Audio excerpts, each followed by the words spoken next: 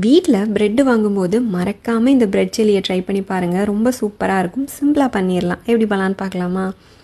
வீட் bread, white bread எது வேணாலும் எடுத்துக்கோங்க. இந்த மாதிரி க்யூபாக கட் பண்ணி வச்சுக்கோங்க. கடாயில் கொஞ்சமாக எண்ணெய் சேர்த்துட்டு வெட்டி வச்சுருக்க ப்ரெட்டை சேர்த்துட்டு லைட்டாக டோஸ்ட் பண்ணி எடுத்துக்கோங்க. ரொம்ப செவக்கணும்னு அவசியம் இல்லை. இந்த ஸ்டேஜ் கரெக்டாக இருக்கும். அதே பேனில் கூட கொஞ்சம் எண்ணெய் சேர்த்துட்டு இஞ்சி, பூண்டு, பச்சை மிளகாய், பூண்டு மட்டும் கொஞ்சம் அதிகமாக சேர்த்துக்கோங்க. அதுக்கப்புறம் ஒரு பாதி போல் வெங்காயம், குடமிளகா, இதுவும் ரொம்ப வதங்கணும்னு அவசியம் இல்லை. லைட்டாக க்ரன்ச்சியாக தான் இருக்கணும். அதுக்கப்புறம் tomato ketchup, soya sauce, vinegar, மிளகா பொடி. நீங்கள் மிளகா பொடிக்கு பதிலாக ரெட் சில்லி சாஸும் சேர்த்துக்கலாம். நான் மிளகா பொடியும் க்ரீன் சில்லி சாஸும் சேர்த்துருக்கேன்.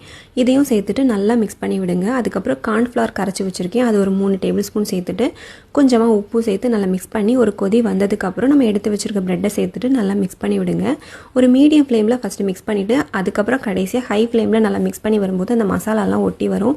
ரொம்ப சூப்பராக சிம்பிளாக பண்ணிடலாம். கண்டிப்பாக வீடியோ சேவ் பண்ணி வச்சுட்டு ட்ரை பண்ணி பார்த்துருங்க.